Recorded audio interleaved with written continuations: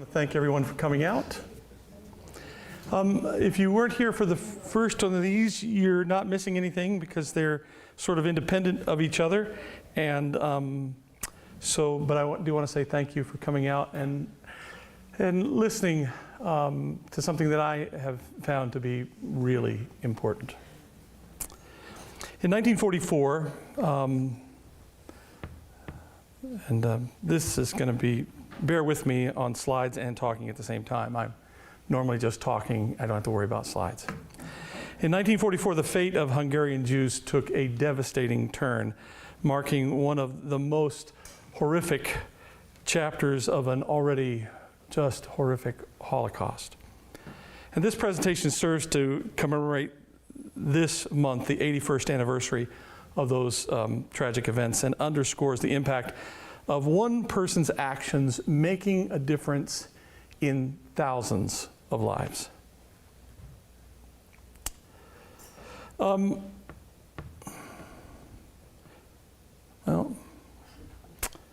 the problem is that these slides don't appear to match.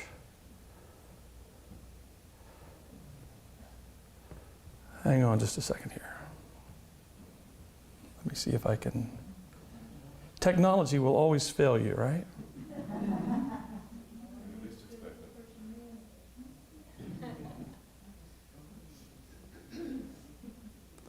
Well, this is a problem. Because I only have,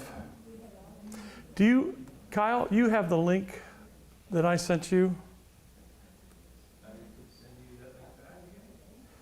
Let me just try something else because that's not working and I need to go.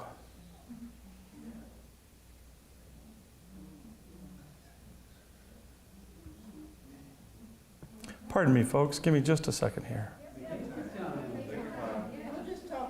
Talk amongst yourselves, as they say.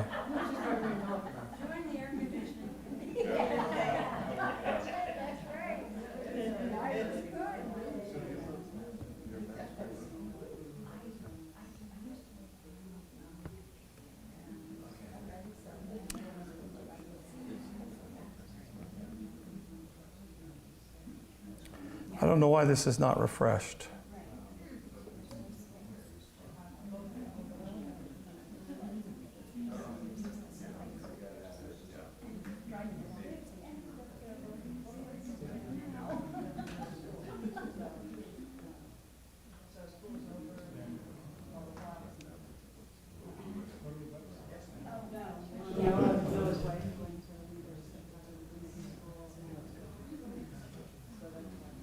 Oh, I see what the problem is. Hang on. I see what the problem is.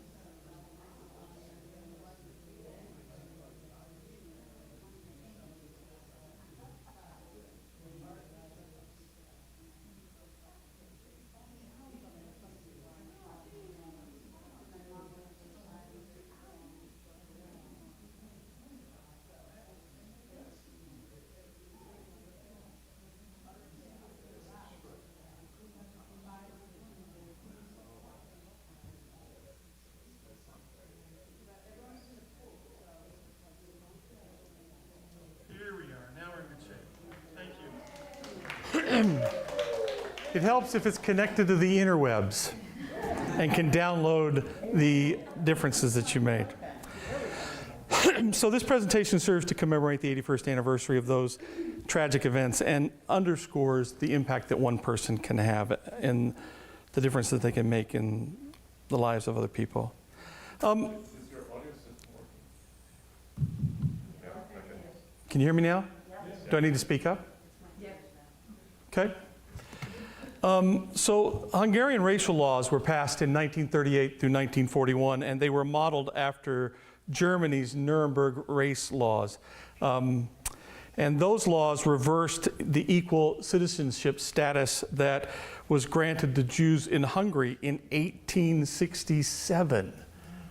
So by the time you get to 1938, Hungary is mimicking the Nazis and putting in place the same kind of racial laws that what we're most familiar with are the Nuremberg laws.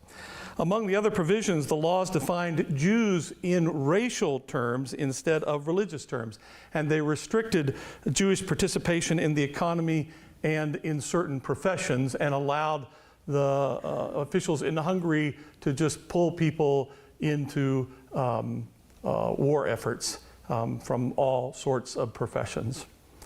In January of 1920, Nazi officials held a conference at this place, Wannsee. It's a wealthy suburban subdivision of Berlin.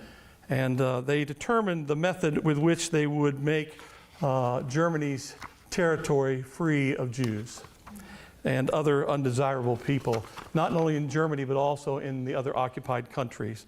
The meeting participants discussed in frank detail the wholesale extermination of Europe's Jewish population using gas and ovens to incinerate the bodies.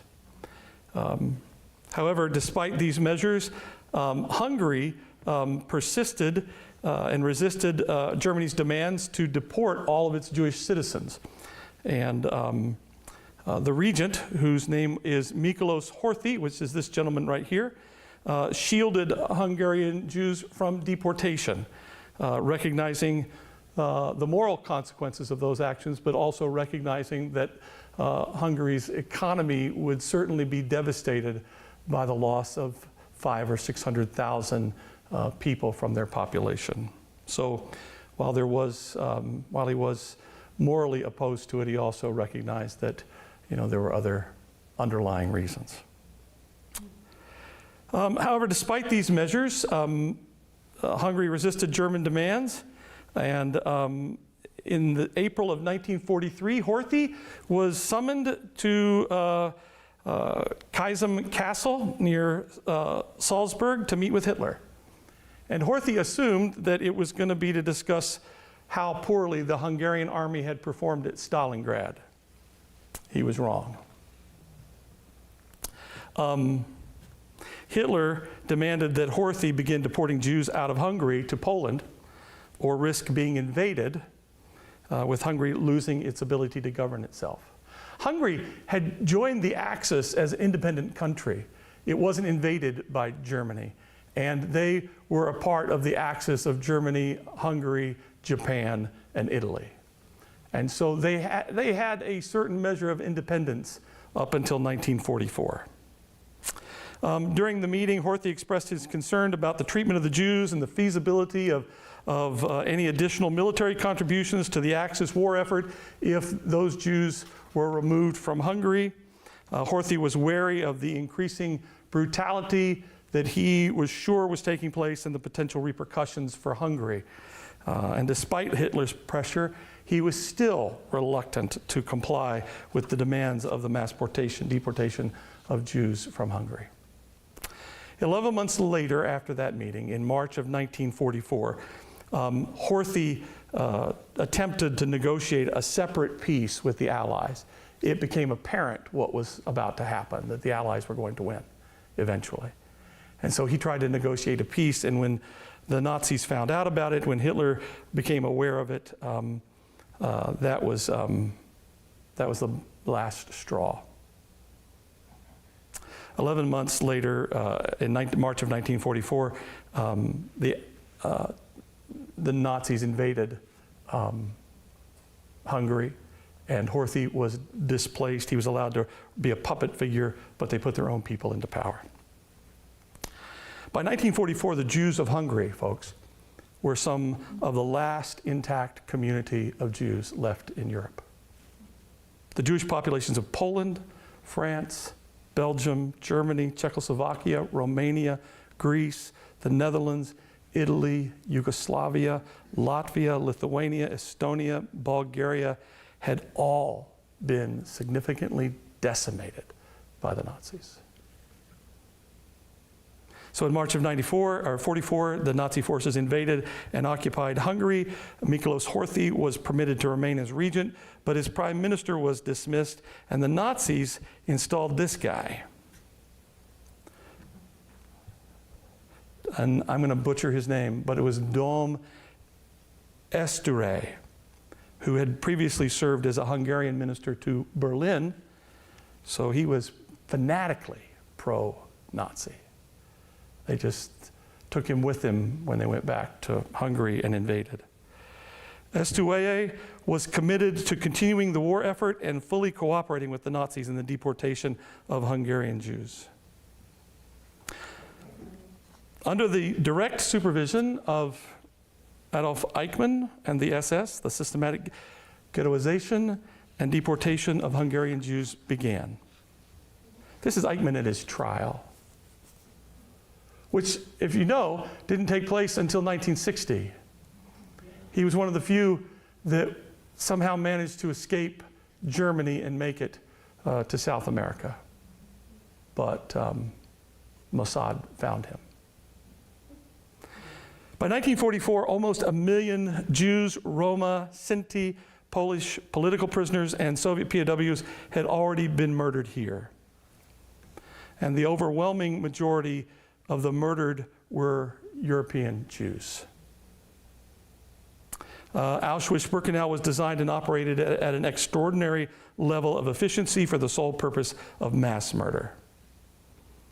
It was begun in 1941, and to be able to expand the extermination capacity of the Auschwitz complex. It had 4 large gas chambers, each with their own crematoria, each capable of killing and disposing of thousands of people per day. Due to its role in the systematic murder of approximately 1 million people, Auschwitz-Birkenau has become the symbol of the Holocaust, or one of the major symbols. Between May and early July of 1944, so the Nazis go into Hungary in March, the SS invades Hungary in March of 44. By the time we get to June, end of May, they're already deporting. They've already gathered everybody up into ghettos, and they are putting them on trains and sending them to, and these are pictures from Hungary of Jews being boarded onto trains to go directly to Auschwitz.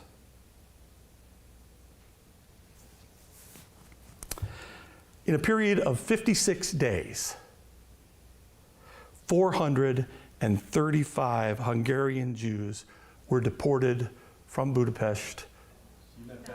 I'm sorry. What did I say? 100?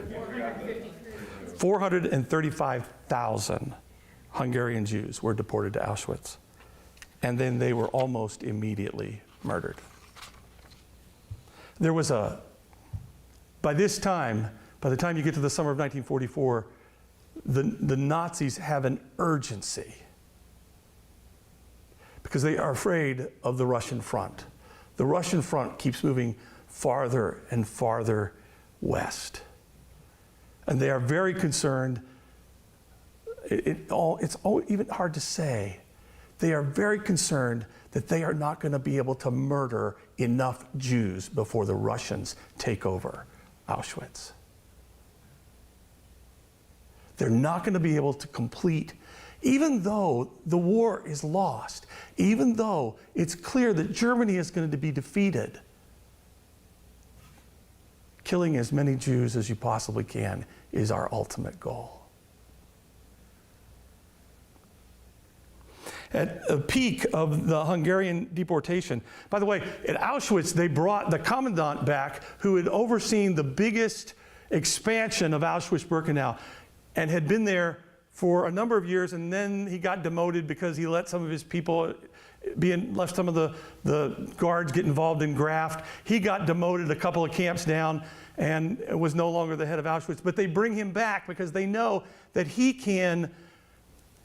will be able to process improvement this thing so that they will be able to kill all of these people that they have left to kill.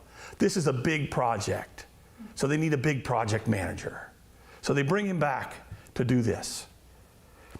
And so at the peak of the Hungarian deportation, in a single 24-hour period at Auschwitz, 20,000 Jews were offloaded from trains and murdered in 24 hours.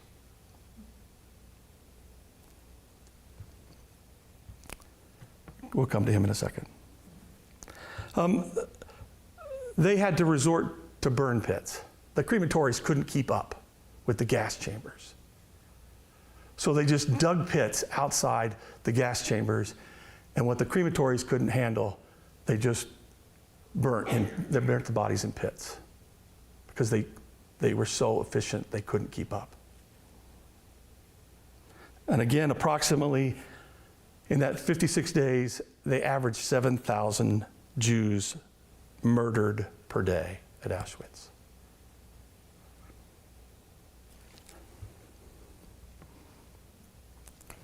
I knew about Oskar Schindler, and I knew about a few others, but I didn't know this guy. I had no idea. His name is Raoul, and I'm going to pronounce it. It's Swedish, not a German pronunciation. I'm going to mispronounce it. It looks like Wallenberg, but it's pronounced Wallenberg, I believe. Yeah.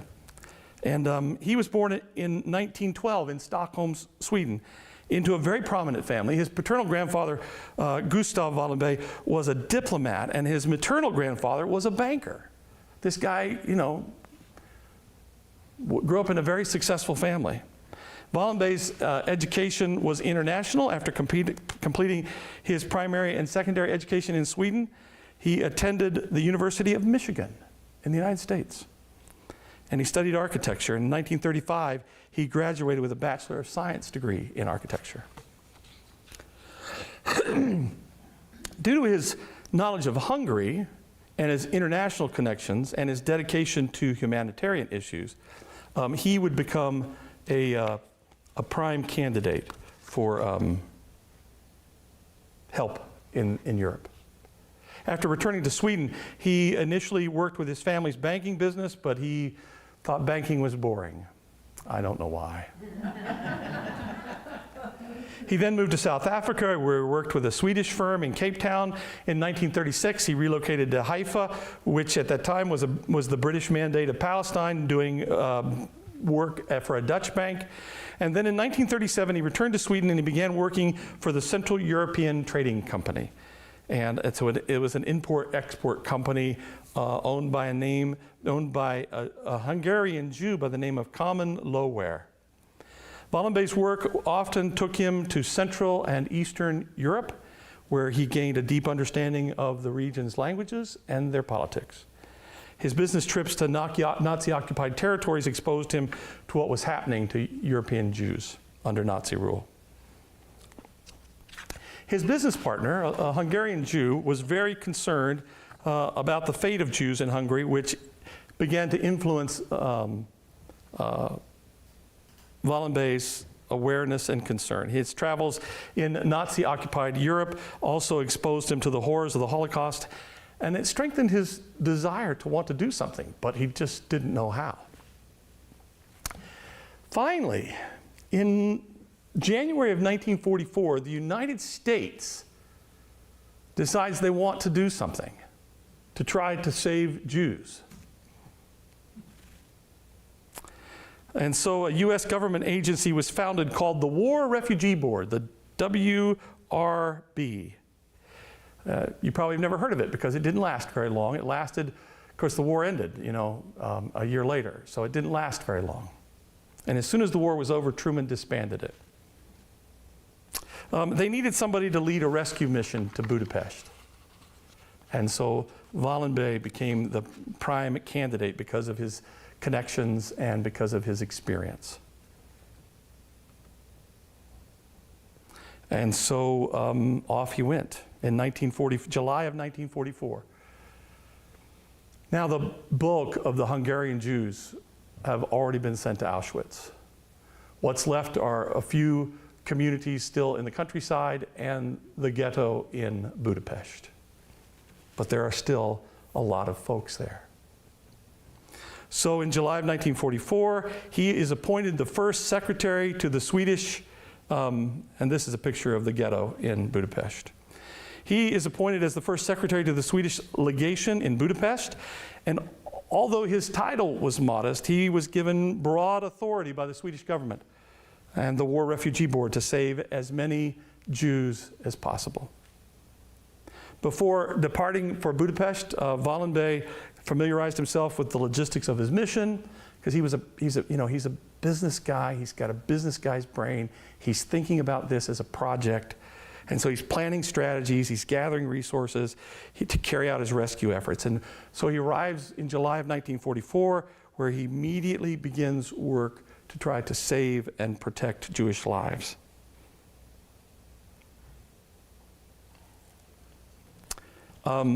He has diplomatic skill. He has business sense. What he doesn't realize he has is just guts. But he finds this out. By the time that he arrived in Budapest in 1944, Eichmann had already deported 400,000 Jews to Auschwitz. But here is what Wallenberg does. And Eichmann, by the way, is determined to continue the deportations. And then this guy shows up on the scene. He quickly starts issuing these Schultz passes to Jews that identify them as Swedish nationals. And at first he starts off just, he takes their picture, he stamps them, he does it. But as he begins to realize the urgency, he just starts sticking their names on them, signing them, and getting them out to as many people as he possibly can. And these documents provided a semblance of protection against deportation to Auschwitz, as they indicated that the bearers were under Swedish protection and thus exempt from deportation. So he's handing out literally hundreds of these at first, and then he's handing out thousands of these. As quickly as his office, the Swedish embassy, can make them. He ends up with like 343 people working out of his office. And it starts off with just him, and he keeps adding people so that they can pick up the pace. He established 30, rented, cajoled, borrowed, bought 30 safe houses that he flew the Swedish flag over. Posted, this is one of them, posted these on the outside to let everybody know that these buildings were Swedish territory and you were not permitted to go on Swedish territory unless you were a Swedish citizen. And these houses were buildings were marked with these flags and these proclamations. And by the end of the war, he was housing over 15,000 Jews in these houses throughout Budapest. And not only was he keeping people in them, but he was providing them with food every day, and with clothing, and with medical care. And he was helping any way that he could to try to make sure that because they were in these crowded conditions in these houses scattered across Budapest, that they were at least comfortable. There are numerous anecdotes that highlight his bravery and ingenuity in confronting both the Nazis and Hungarian officials to save lives in Budapest.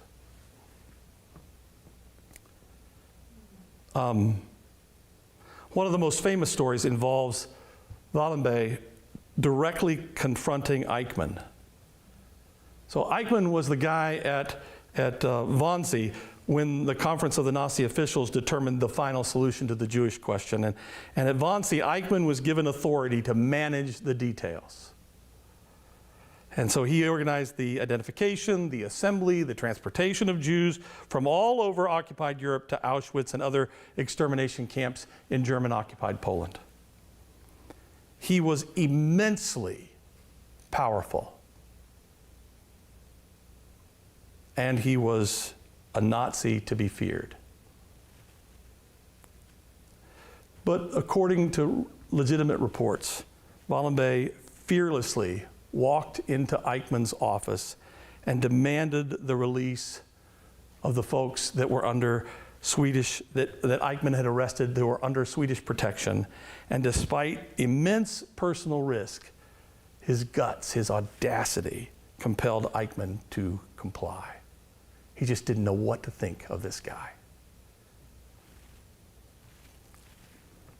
This is a train station. Another remarkable event that took place in Budapest, it was at the train station.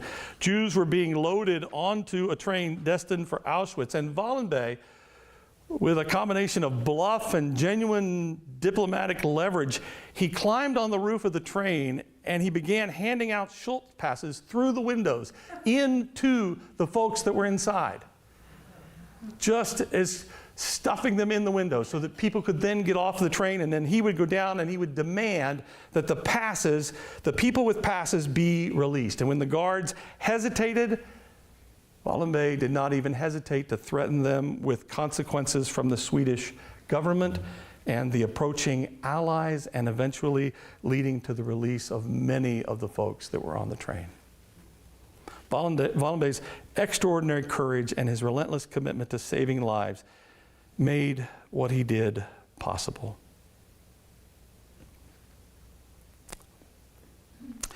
In October of 1944, we're now through the summer and we're into the fall, the situation in Budapest took a turn for the worse.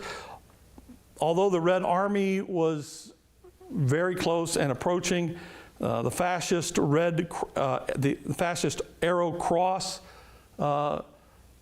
think of the brown shirts in Nazi Germany. The Arrow Cross were the equivalent of the brown shirts in Hungary. They were Nazified Hungarians. Is that a word, Nazified? So they were raining terror wherever they could, and Jews were being killed in the streets at this time by the fall, because wherever they were found, they were being killed, and they were being dragged down to the Danube, where they were being shot in the river and just left to float away.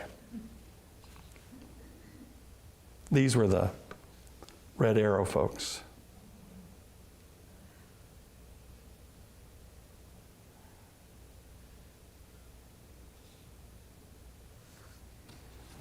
The number of Jews with protective papers quickly rose as Wallenberg got out every opportunity that he could with folks that were a part of his mission to get out and try to save as many as they could. He was not afraid to use bribery. He was not afraid to use blackmail in order to finance and run this rescue operation. And by the time, as I mentioned before, by the time we get to this point, he has 340 people in his office. And in view of a grave situation, he began to issue protective papers without any precaution. And by this time, he had 32 buildings protected by Sweden, 2 hospitals, and a soup kitchen. Wallenberg, together with other diplomats and international organizations, set up essentially an international ghetto that was protected by the neutral countries. In October 17th of 1944, Eichmann ordered the deportation of the city's remaining Jews. At first, he declared that the Schultz passes, the protective letters, that they were null and void. But after protests from Wallenberg and other diplomats from the neutral countries, the letters were reinstated. The plan to deport the Jews to the camps was, by that time, paralyzed for other reasons. By that time, the railway lines were too close. The Russians were too close to the railway lines between Budapest and Auschwitz to really do anything.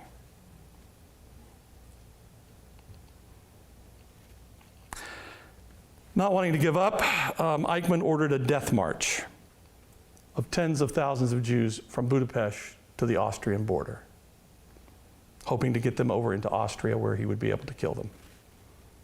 Relentless.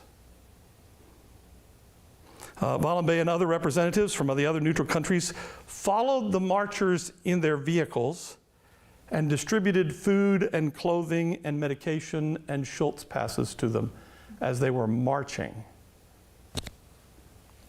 He was able to extricate more Jews from the death march by claiming that they were his protected Jews.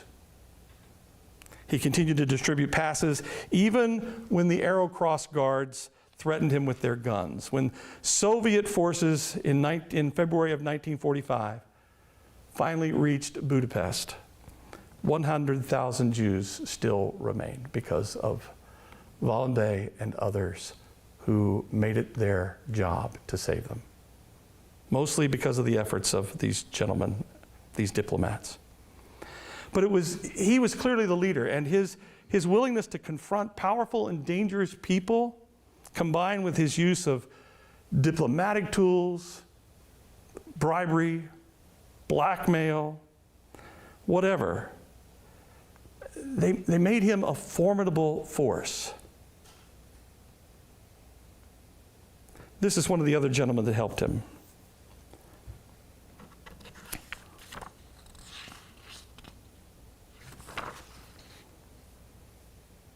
This gentleman's name is Karl Lutz, and he was another Swiss diplomat.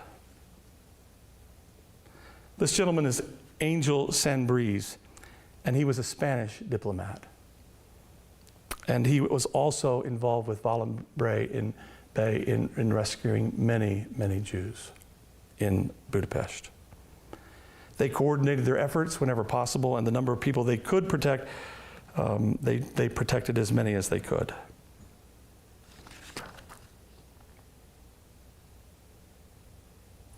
In 1945, January of 1945, as the Soviet forces approached, Eichmann and his collaborators planned to liquidate the ghetto.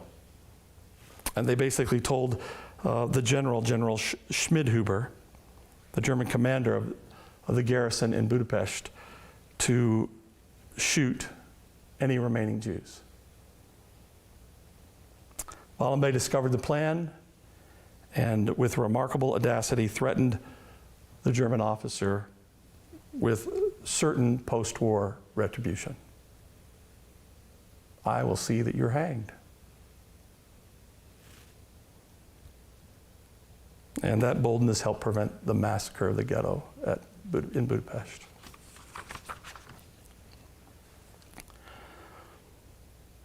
Wallenberg's mission ended tragically in the early 1945 when the Soviets came into Budapest and they found him, they discovered him, they, met him. I think he actually went out to meet with them, and he was taken into custody.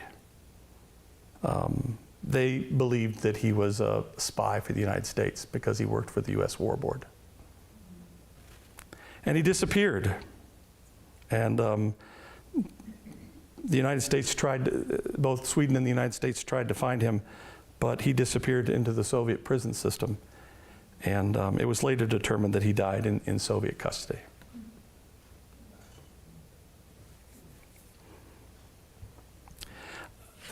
For me, he symbolizes a profound impact that one person with some knowledge and some courage and compassion, what one person can do in the face of evil. Basically from the time he arrived, the moment that his feet touched the ground in Budapest until the Soviets took him away 9 months later or 10 months later, he did not stop working to save people's lives. And I think that the events of Hungary in 1944 serve as a reminder of the immense destruction that can occur very quickly under unchecked tyranny.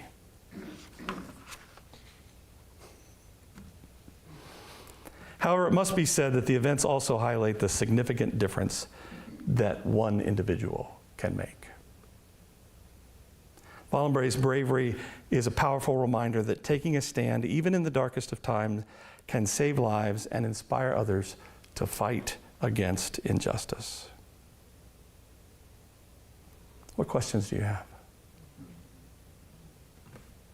Yeah.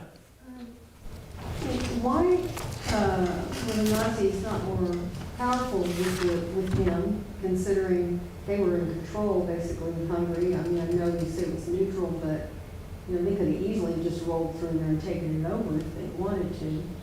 Rolled through what and taken it over? Hungary. The Nazis did take over Hungary. Yeah, so I guess in the beginning you said they didn't, is what I'm saying. But they, Early on, the Germans saw the Hungarians as partners. They were a part of the Axis.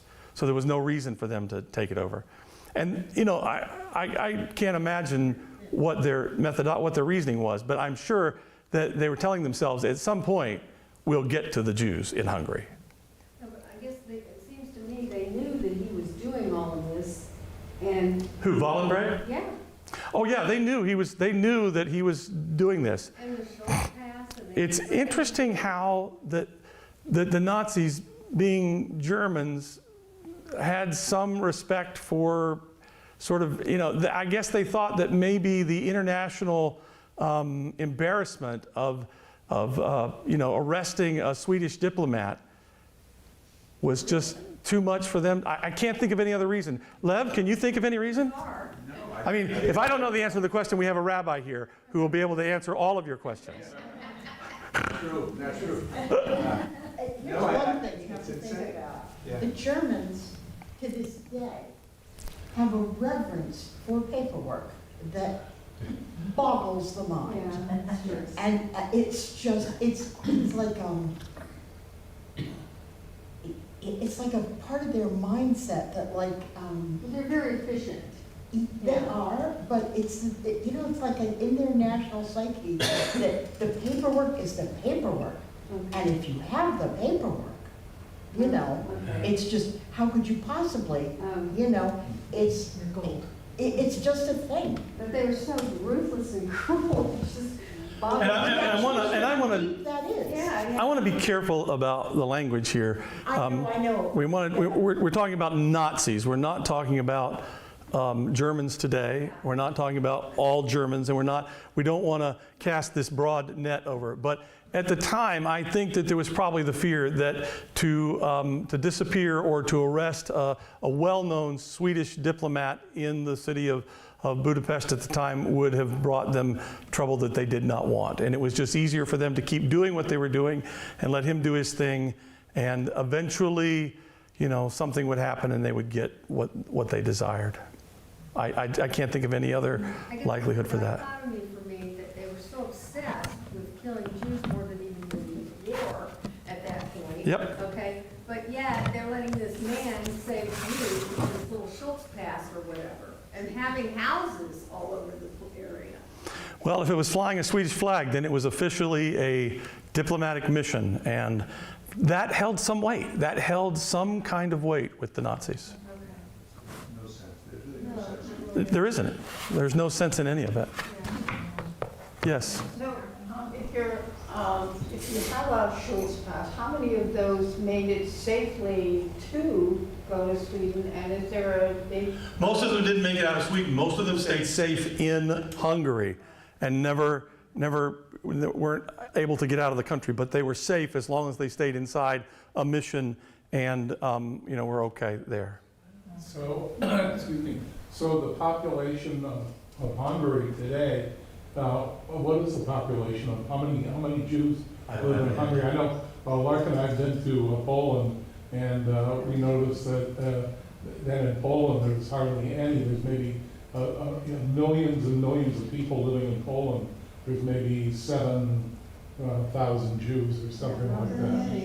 Yeah, if even that many. I mean, Right. because with each progressive, with each development in after World War II and in the Middle East, there would be Jew hatred was just so huge in Poland. And I said this last time, there were 3 million Jews in Poland before the war. 100,000 survived. Right. So figure out the percentage. I don't know. Right. Very low. Yeah, it was the largest concentration of Jews anywhere in the world was Poland. I will tell you, the good news is that I had the opportunity last year to spend almost an entire day with a Jewish mission in Krakow. Little Jewish, they're back in the old Jewish neighborhood. They've reestablished themselves. They've got 40 or 50 folks there, and they're building their rebuilding their community to do what they can. Ironically, the largest population of Jews in Europe now is in Germany. Right. And a lot of Israelis live in Germany. Yeah. Because there's a lot of opportunity there. Right. It's crazy. Yeah, it is crazy. What other questions? Yes. So I don't have a question. First of all, I want to thank you very much for making this presentation. I'm sorry I wasn't here for the first one. I only just learned about your presentation. My name is Deborah Steinerman. I am the president of the Vermont Holocaust Memorial. I am also the daughter of a Holocaust survivor who was in hiding. My mother lived in Czechoslovakia, but the part that was part of Hungary. So it was during this time that you're talking about that my mother had to go into hiding, and she survived. Her father was killed in Auschwitz. Her mother and her sister survived Auschwitz miraculously. And I have an aunt who was saved by Wallenberg in one of his houses in Budapest. So, this comes very close to my heart. I want people to know in Vermont that we do have an organization where we have speakers that are children of Holocaust survivors. We don't have any Holocaust survivors that I know of really that are capable in Vermont anymore. But if anyone wants to hear any stories of these survivors, the children of survivors, and how, each story is very different. Yeah. It's miraculous, and I thank you for As do I. presenting this. We had I had the opportunity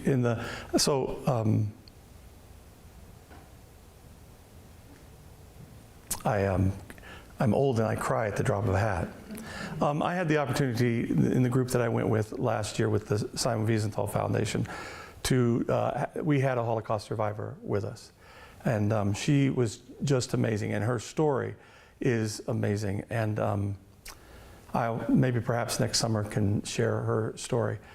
She is something else, and her mother was a doctor in Poland, and she and her two brothers, when the Nazis came and moved everyone to the ghetto in Warsaw, there was a hospital in the ghetto, and her mother manned the hospital in the ghetto, and the three children lived in the basement of the hospital in Warsaw. The mother had the opportunity to get herself and her children out, and she chose to stay because they were in the middle of an epidemic, and she did not want to leave her patients, but she got her three children out to the countryside. And there was a doctor in the countryside who had been a friend of hers prior to the Nazis arriving, who took her three children and somehow managed to keep them safe until the end of the war. They grew up Catholic from that point on out. She did not tell her son that she was a Jew until 10 years ago. And they started on the most incredible journey together. And it's just a really lovely story. So maybe perhaps next summer I'll take some time and tell her story as well. Just really a real spitfire. But had the opportunity to travel around the various parts of Warsaw, and then her mother was eventually put on a train and taken to Treblinka, and her mother was murdered at Treblinka. We found at Treblinka they have stones set up to sort of represent the various countries. If you've ever been there, there's a large monument, sort of monolith that everybody sees the Holocaust differently, and so Soviet bloc countries have these giant stone monoliths everywhere that there. But what they did afterwards was that the various countries where Jews died from are represented by small stones, these field of small stones. And some of them have the names of survivors on them and some of them don't. But I got to go there with her and to Treblinka where her mother went. It was the first time that she had been there since finding out that her mother had died at Treblinka. And so it was just an amazing trip. I'm very grateful for the opportunity to have gone and learned more about the Holocaust. I was a history person growing up. I was always interested in World War II. And I remember watching, I guess we decided the last time that it was I think it's 9 or 10 hour long film Shoah that I had to watch in not American history, but in world history, Western civilization class. Back when I was in high school, we watched 9 consecutive weeks, an hour a class of the Shoah, which is a really long movie, but it was always fascinating to me. And so I was grateful for the opportunity. Mike. Maybe you might want to remind the audience here and the audience that this is being live streamed, and then it's also, your talk before is also available online through YouTube. Yep. And you can provide the links to that, Yep. It's on the Greensboro United Church's YouTube channel, and if you search on YouTube GUCC Vermont, so GUCC Vermont, if you just put that in the search bar, it will bring it up. Don't be dissuaded if you get a lot of hits for Gucci. Yeah. GUCCVT. Don't be dissuaded. You'll see maybe perhaps one of our services. Click on the name of the church below, and it will take you to the site, and then you can find this recording and the previous recording. Only in America. If there's nothing else, Lev. I wanted to make one note, which is what you said about the monuments that the Soviets put up after the war. My understanding, and I could be wrong, maybe somebody would correct me, is that most of them don't say murdered here were 10,000 Jews. It will say murdered here were 10,000 citizens who were murdered by the fascists. Right. They don't single out. They don't say. They don't honor the fact that they were murdered. They do not at all. No, they're just these giant stone monoliths that really, they don't bring a lot of meaning. They portray it as part of like a class war rather than a genocide. It's Exactly. really dehumanizing. There's what, three monuments at Treblinka? Yes. 3. Yeah. Yeah. Yeah.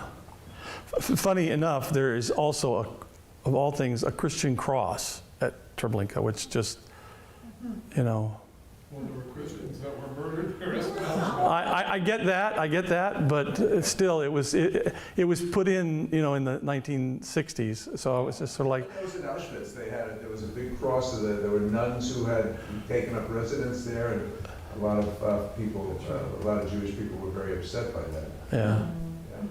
I'm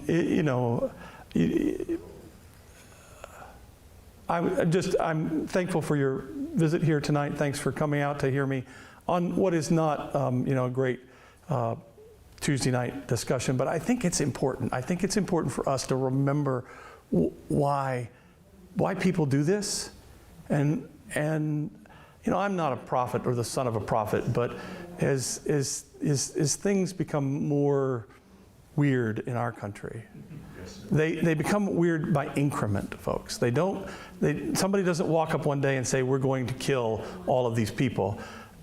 It goes south by drop and steady drop and steady drop, till finally you don't even realize, as the old saying is, you don't even realize that you're warming the Bunsen burner so slowly the frog doesn't even realize he's being boiled, right? And the next thing you know, he's done for. One other thing regarding the Holocaust, when we were on the flight from, I forgot where we left from, to go to Orlando, to go to Europe, there was a girl that was sitting next to us that was a Norwegian girl, and she was probably in her 20s, and she was heading back to Europe. But we had a long conversation with her, and she said it's a requirement in Norway that all school children go to Auschwitz to see what happened during the war. And I wish that people here, kids today in the United States, they don't even know this. They don't teach civics, they don't teach anything in this country. And it's really an unfortunate situation, and it's really the dumbing of America. In Vermont, it's not required to teach about the Holocaust. It's not required. It is not required. Well, I want to add something in context of the times today and what's happening today, okay? I actually know people who are considering hiding people in their homes so ICE will not get them. What does that remind you of? Yeah. So you talk about one person doing something, just keep, Making a difference. yeah. Yeah. Thank you all very much. Thank you very much.